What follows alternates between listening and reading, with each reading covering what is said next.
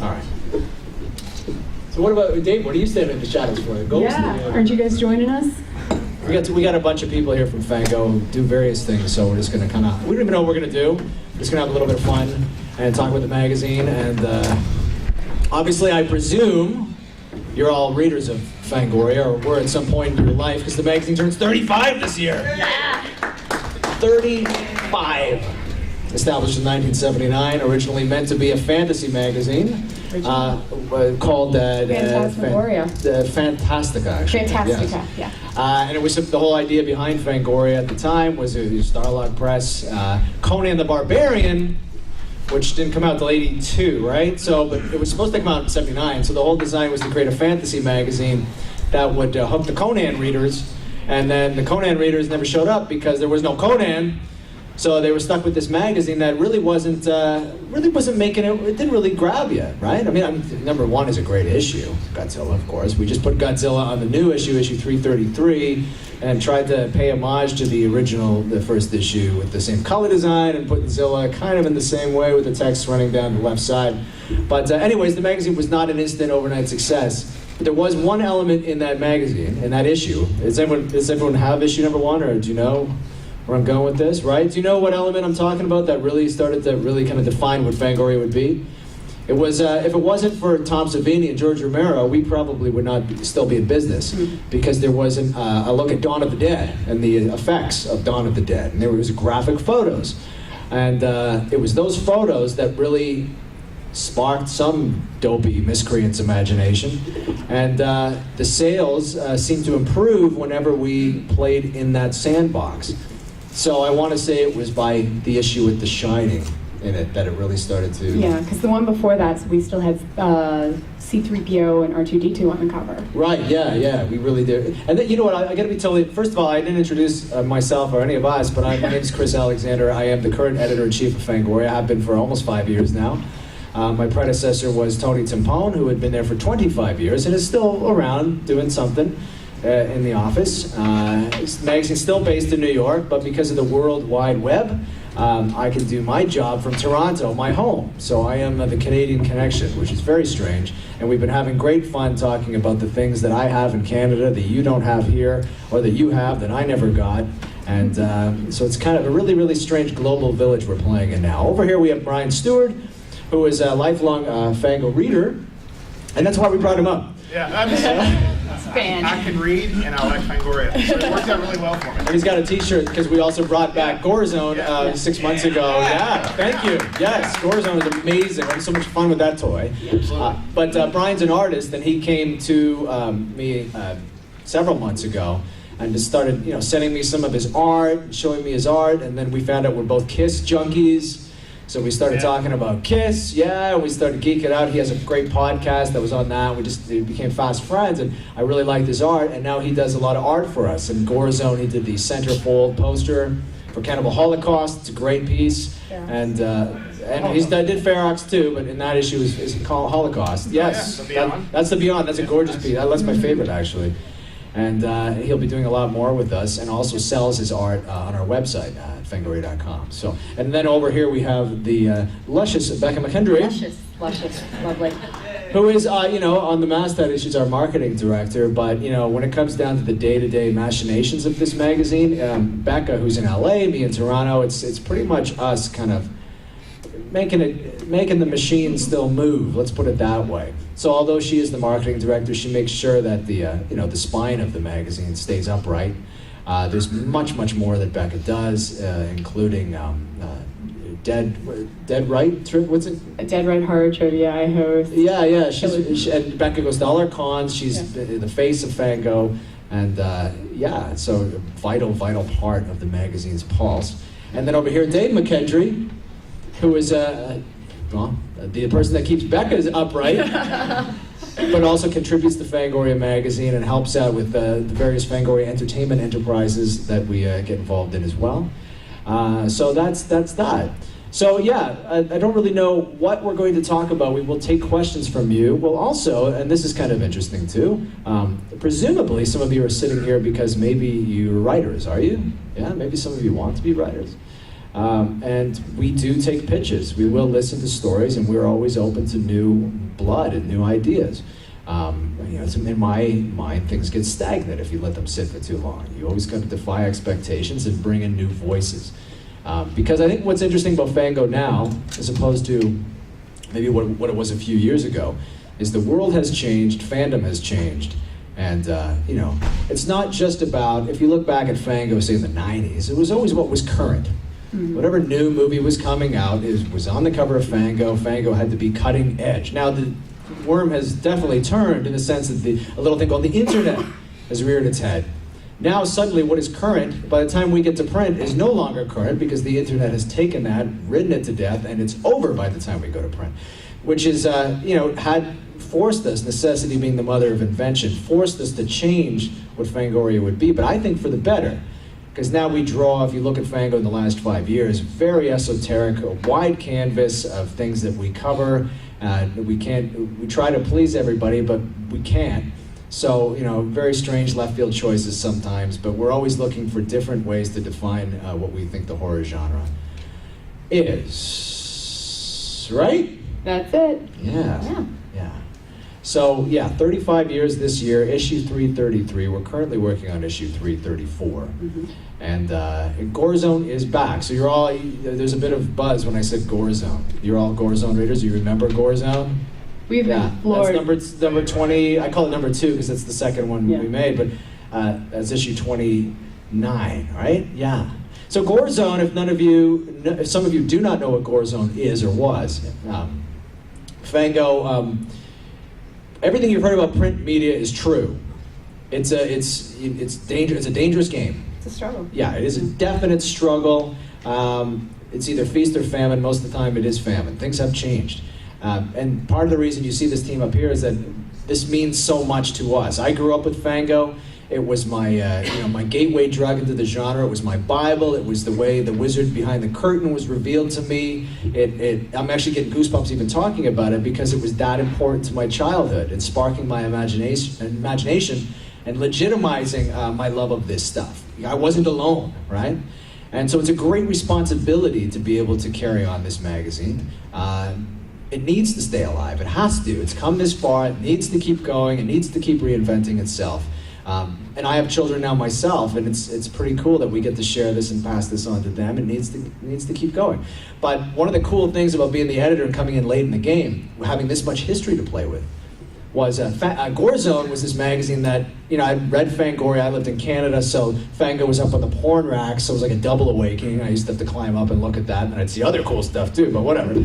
But Gore Zone kind of snuck in the back door there, no pun intended, and anyway, so I found Gore Zone, and it was bloodier, it was a little bit nastier, not that much more, but there were two things in that magazine that just blew my mind, and anyone who loved that mag knows what I'm talking about. One's a guy named Tim Lucas, who had a column called Video Watchdog, which has long since spun off into its own entity, and Tim at that point was kind of like the Indiana Jones of horror.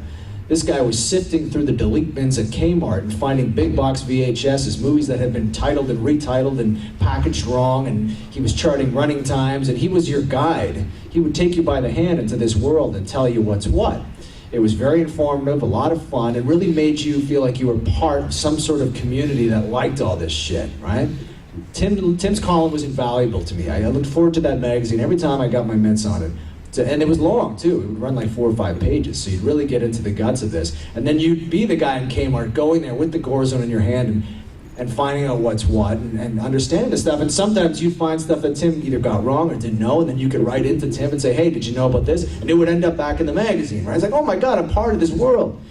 The other thing, and I know that Brian will echo this, and probably all of us, that was an incredible awakening, was to discover the words of the late Chaz Ballin, who had a column called Peace of Mind in that magazine. Does anyone remember Chaz? Chaz, did you read Deep Red magazine? Yeah, okay. So Chaz was, he's been called the Lester Bangs of horror. And I've always said, I discovered beat poetry a lot later, but he was my, like, Jack Kerouac. I mean, he was first and foremost a writer. Never mind all this horror shit. He was a writer first. And Chaz's job, every I guess it was bi-monthly Gore Zone, every column in his Peace of Mind column was, like Tim, to take you by the hand and lead you into this weird world. And it wasn't about the movies. The fact that you discovered all these amazing, usually foreign films that you would otherwise have no knowledge about. It wasn't about the movies. It was about seeing them through Chaz's eyes. It was about his sense of humor, and more importantly, his sense of music. When I read Chaz, I discovered, I used to rip Chaz off mercilessly because I discovered the joy of using words to communicate, the written word. As Chaz, he was a musician. Really, words would bounce against words to create this kind of cool jazz rhythm. And in the process, suddenly you're looking at these amazing shots from these movies that are so graphic and disgusting. And I used to take them to school and show the girls, and they'd titter and scream, and then they couldn't help but look, and hey, this is great, right? But you're learning about horror, you're learning about the genre, and you're getting an education on how to be a writer hiding in the skin of this horror geek, right? There was no one else like Chaz in the world, and I miss him dearly. And it's his soul that I thought we needed to preserve. So took over Fango a few years ago, and we're doing what we do. It's people are reading it again. It seems to be like people are liking it. It's like great. And now you got this treasure chest of stuff like Gore Zone and Toxic Horror is another one that came and then died, and it's like, what's just sitting there? What do we do with all this stuff? Can we do it? Now, print media being on its death rattle, does it make sense to start another magazine? Probably not. We came up with this concept. It's like, the horror market, I know because I'm part of it, is the collector's market.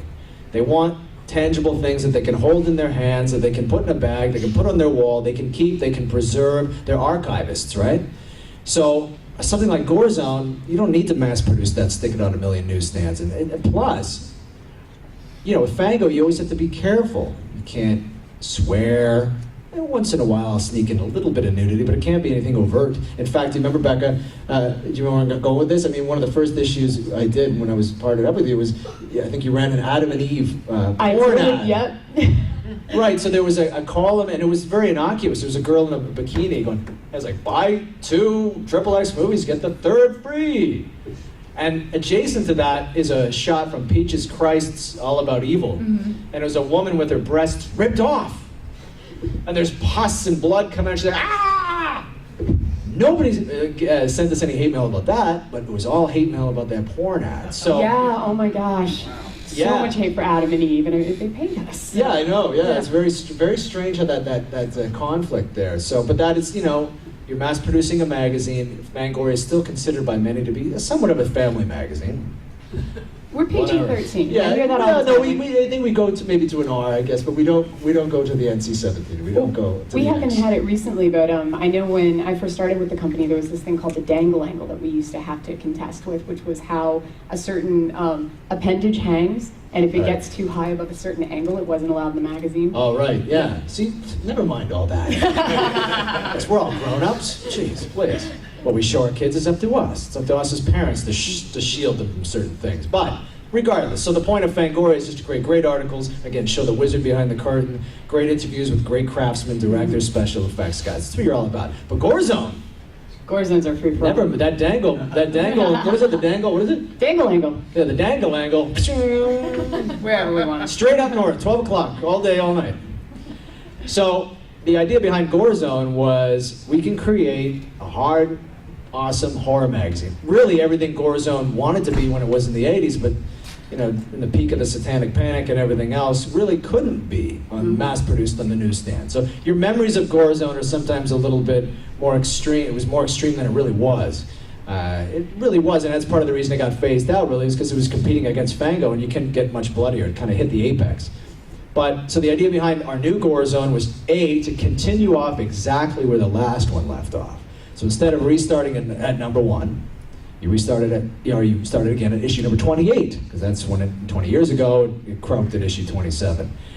So bring it back, continue the lineage, and create and keep the soul intact. And to me, it was all about Chaz balance. So the goal of the new Gore Zone is to make it a stem to stern celebration of horror. Great writing, fun, left field choices that you don't see coming, and just pack it full of as much blood and guts and weirdness and, yes, sexuality. Nothing to the point where it's ugly.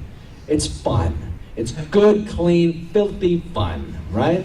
So that's the point of Gore Zone. Limited editions, we only run about 3,000 of each issue to ensure that we, in fact, sell every issue, and it's been selling great. Fans are freaking amazing. out. Yeah, really, it's unbelievable, right? It's become like, you know, Fango's cool, but you can get Fango at the 5 and dime, right?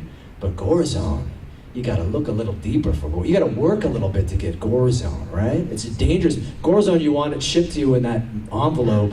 You don't want mom to see what's coming in from Starlock Press, because this is not a good mag. It's bad. We had to start shipping in opaque envelopes because people were complaining about the clear ones because their kids were seeing it. Yeah. And so we had to change the envelopes after the first issue. Yeah, because if anyone's a Fango subscriber, it ships in a clear mailer. And so we started shipping Gore Zone in a clear mailer, and our first, right off the bat, in Canada. Oh, we got banned in Canada. Yeah, it's like Canada, right? It's like we're still considered a British colony, so we still got the Queen looking at us. So we're very anal when it comes to mixing sex and violence, still, unfortunately. So Gore Zone comes, suddenly no one in Canada is getting their Gore Zone. Where's my Gore Zone? Where's my Gore Zone? I'm like, I don't know. So apparently to ship to Canada, you have to stamp like adult material. They were thinking because it says blood, sex, shock, we got a porn mag with like snuff on it or something. So they either destroyed or a lot of Canada posties are having a lot of fun with my Gore Zones. Yeah, we never got our Gore Zones back. Never got it back. So we had to ship on another wave anyways. So but that's cool, right? Because now we have a dangerous magazine that Canadians don't want you to read, right? It's great. So yeah, so Fango's still going unbelievably. It's a strong 333 issues later. And it's interesting doing this magazine because we've been having these conversations about this. It's like, sometimes you're like, oh my God, I don't know, oh gee, oh no, right? And then something will happen and you remember why you're doing it, and then you'll get a response from a fan, oh yeah, right. Or something amazingly commercial will happen that'll just keep your machine going. Like putting Godzilla on the cover, again, what happened was Warner Brothers, you know, I wanted to put Godzilla on the cover because it's the same, you know, to tie it in with #1. We had to do it 35 years later, got to put Zilla on the cover. Whether or not Godzilla's a good movie or not is irrelevant. You got to put that beast on the front. But the way studios work, and maybe you don't know this, is they're mental, okay? Mm-hmm. They are. Completely insane. They will hold shit from you. They don't want you to see anything, right? It's like, we are promoting your movie. We're putting Godzilla on the front. You should help us do that. Well, I don't know. They're giving me, I say, give me some pictures of Godzilla. They give me pictures of Bryan Cranston walking around in the dark with a flashlight. Yep. Like, I can't put Bryan Cranston on the front of Fango and put Godzilla underneath. It's not going to work. So we fought, we struggled, whatever. They finally give me this badass shot of Zilla that was finally approved by 25 assholes in middle management. So it's this great shot of him, like, awesome. They, well, when is the mag street? And I tell them. So we complete it, gets done, and we release the cover image like, 3 weeks before it's supposed to go to print. And, maybe probably shouldn't have done that. So suddenly, every single, if you Google Fango and Godzilla, and, timeline, maybe the last month or something like that, every single major entertainment site has picked this up, right? It's like, holy shit, Fango is everywhere now suddenly. And, people are like, Fango's still around? Awesome, man. So we know that's going to be a good issue. So that'll keep the lights on, that'll keep the machine running, that'll get us to issue 334, and that'll also get us to print Gore Zone. And our Fangoria Legends line that we do. Yeah, and we have a couple other projects coming up too. Can we talk about one of them? I think we can. I'm excited about it. All right, why don't you talk about it? Okay, so we are, this is kind of Chris and mine's baby. Yeah. Because we have babies. So both Chris and I, somehow within like the same week, we ended up speaking at elementary schools. And I was talking to Girl Scouts, and you were talking to, who were you talking to? Well, yeah, my 7-year-old, my oldest, he was grade 1, so they invited me to speak about what Dad does for a living. Yeah. It was awesome, because I could only show them so much, but as soon as I said, I make monster mags, you guys like monsters? Like, yeah, we love monsters! And suddenly these kids, like, the teachers were trying to calm them down. It was like, it was like a riot, right? But they're talking about all these TV shows like Adventure Time and what's the camp one? Oh, Gravity Falls. Yeah, all this and stuff, just right? all of this wonderful horror stuff. And that same week that Chris was doing that, I was in Burbank talking to a group of Girl Scouts. And they brought me in to talk, about what it's like being a female working in the industry and everything. But when they found out I did monster stuff, that's all they wanted to talk about. They could care less about the film stuff. And these are like little 7, 8-year-old girls. And so then Chris and I thought, well, why don't we try and see if we can do a Fango Junior? And so it's going to be catered towards, what do we say, like? Well, like maybe like 6 to 12 6 to 12 year olds, yeah. So, I mean, I show my kids, we have a thing called Movie Club in the basement.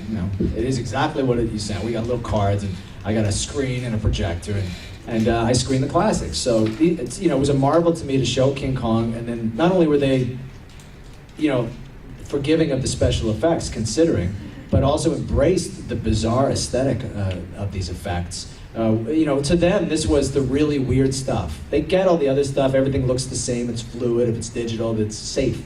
This stuff was bizarre. How did they do this? Why is he moving like this? And not only that, they're emotionally invested in the character of King Kong, right? When Kong dies, they cry.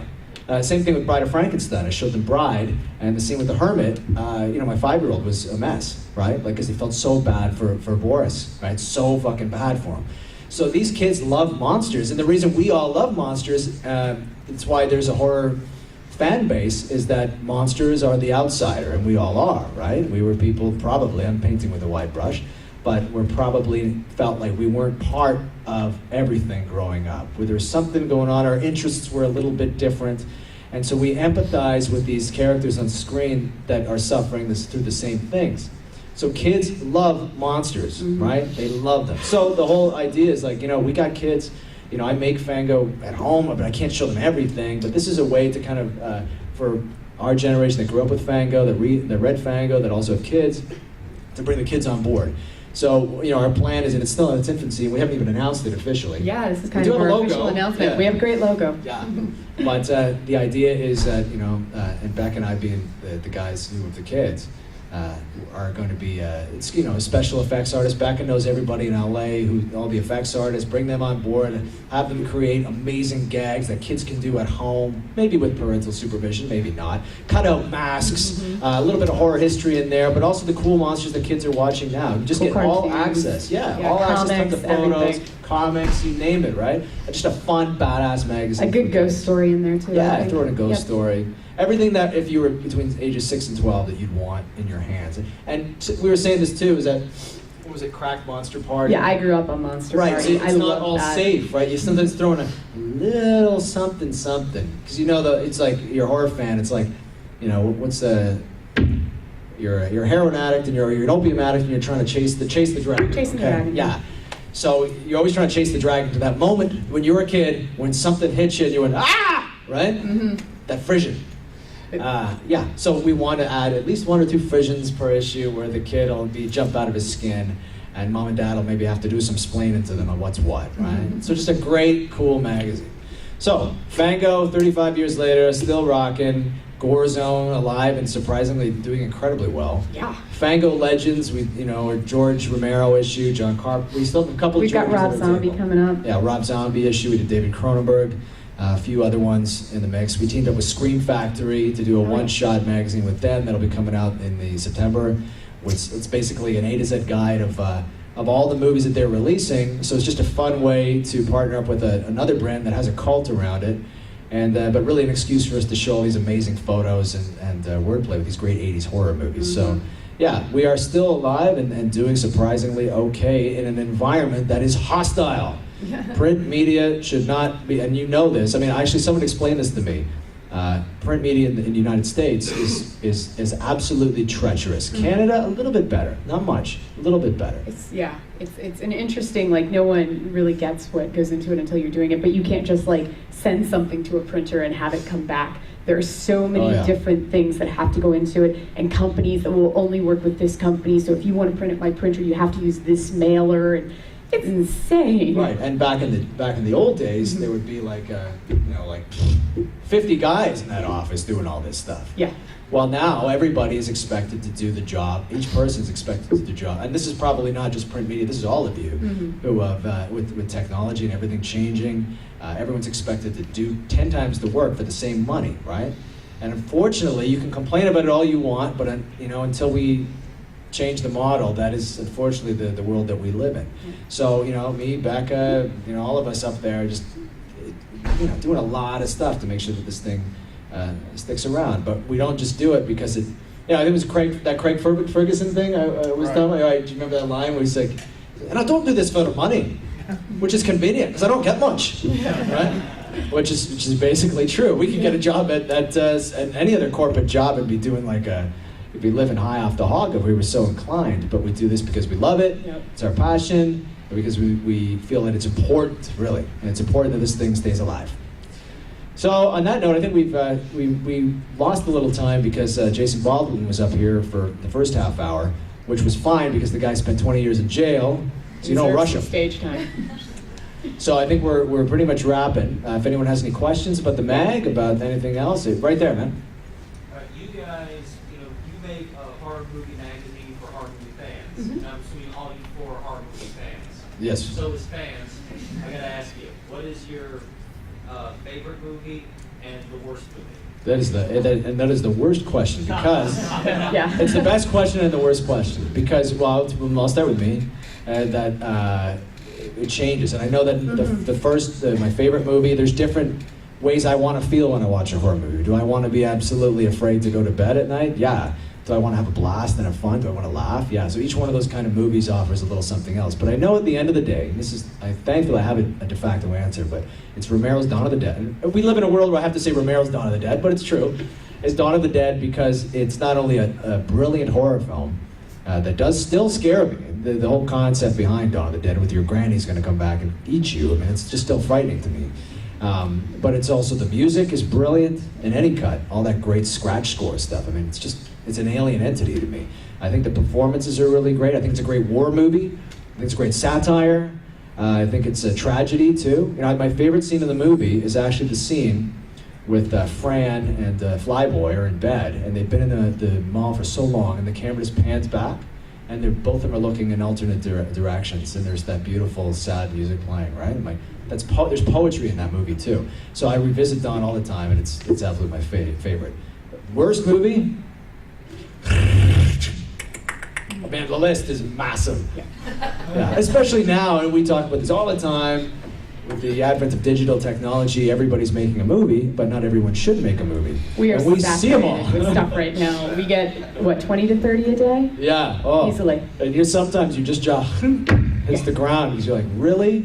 You made that? You took, and everyone's heart's in it, but yeah, worst, I'm not going to answer because it's just, I'll tell you the worst theatrical movie I've seen in the past 10 years was Darkness Falls, about the Tooth Fairy. Now, actually, that might be a good movie. It's all subjective, too. I'm sure if I saw that at 2 a.m. or something on cable, I would have probably appreciated it more. But I saw it at a press screening with a bunch of other crabby critics at like 10 in the morning, and I just like, really? It's like the worst movie. But as far as worst, it's just too long. We could be here all day. Mm-hmm. Ryan, what about you, man? What's your favorite? For me, I guess it wasn't so much. Well, is it on? Yeah, it's on. Good Speak enough. up. 'Cause I you guess got to for me- basically eat the mic for people to hear you. I guess for me, it was probably Night of the Living Dead was what, I guess, turned me on to everything when I was 10, 11 years old. So I guess that's probably still my favorite just because of what doors it opened.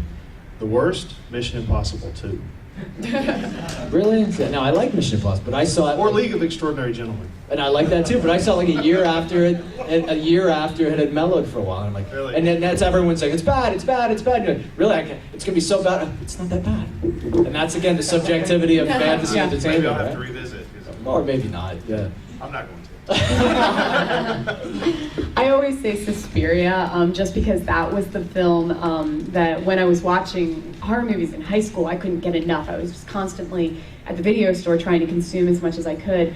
And that was the film for me that was like a turning point from wanting to be just somebody in the audience to somebody who wanted to be involved in it. And that was the one out of all of the films that made me want to figure out how they did it. Who the hell was this guy? What happened and what went into it.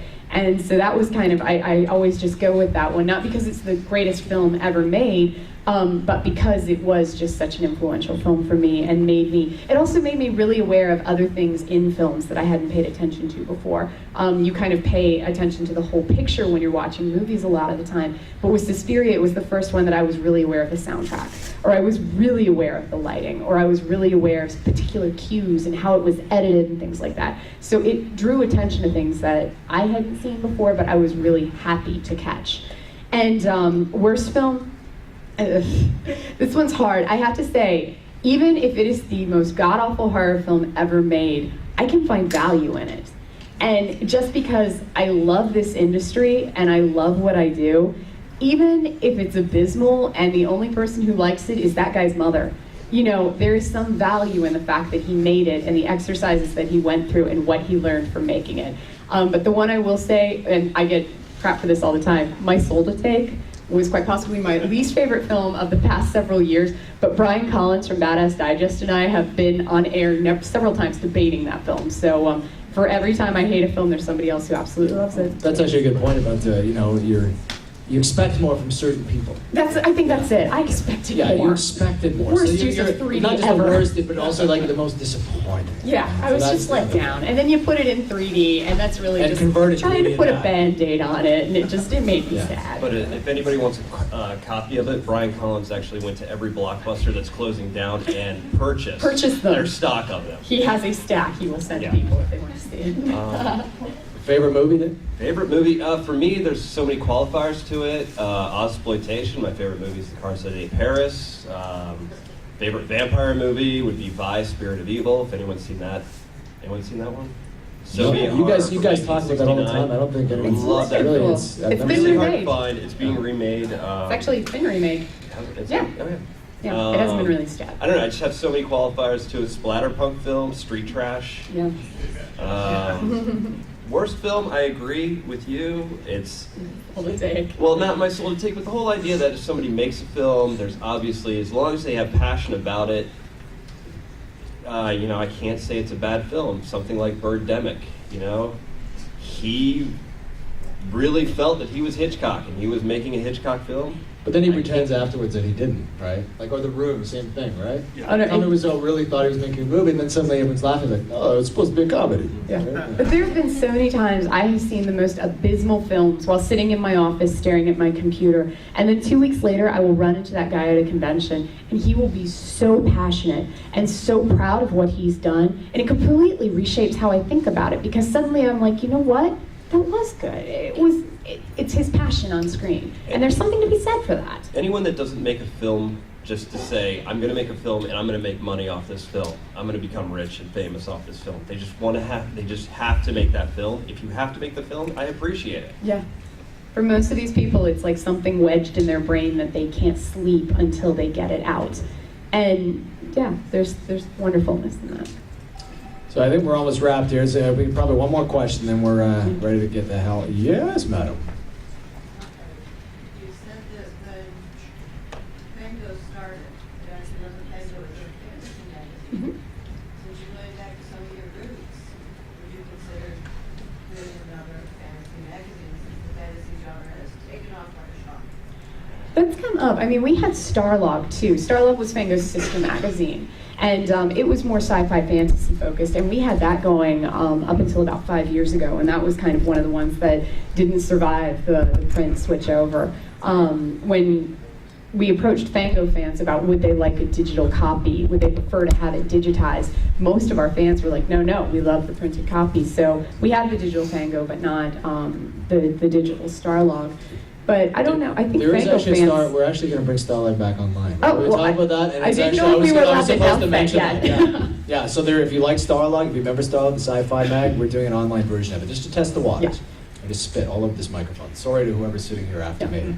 That would be the Soska. I have oh really? Definitely. Stick around for the Soska panel. Yeah. So, anyways, if you remember Starlog, we have a few ideas. We're doing a soft launch on it. But anyways, my experience with the fantasy genre is that it's a different market. I think I don't think it's as need to have something hard in my hands. They're going to go out and buy the merchandise and the things, the stuff, but I don't think they need to read about it because they can read all about it at Entertainment Weekly. You know what I mean? That stuff. A lot of the fantasy stuff is so mass reported. There's no real groundswell. There's not a bunch of guys in their backyard forest running around with fake ears making Lord of the Rings ripoffs. You know what I mean? You don't see that. They're lavish and they're expensive and they're mass reported. So I don't know. Maybe, but again, doing Starlog online, we're going to just test it out and see what's going on, and then maybe there'll be a print equivalent at some point. But Starlog definitely had a good fantasy vein in it that I always liked. Yeah, me too. Yeah. Anybody else? we have time for one more? All right, well, that's it. We're out of here. Goodbye. Oh, yes, all right. Anyways, we're here all week. We're at our table over there in the little room there, selling what we have left of our stock. It's been a very healthy weekend so Yeah, far. we don't have much left, but we've got some good stuff. True, and then we're there, so come say hello. Okay, thank you, bye.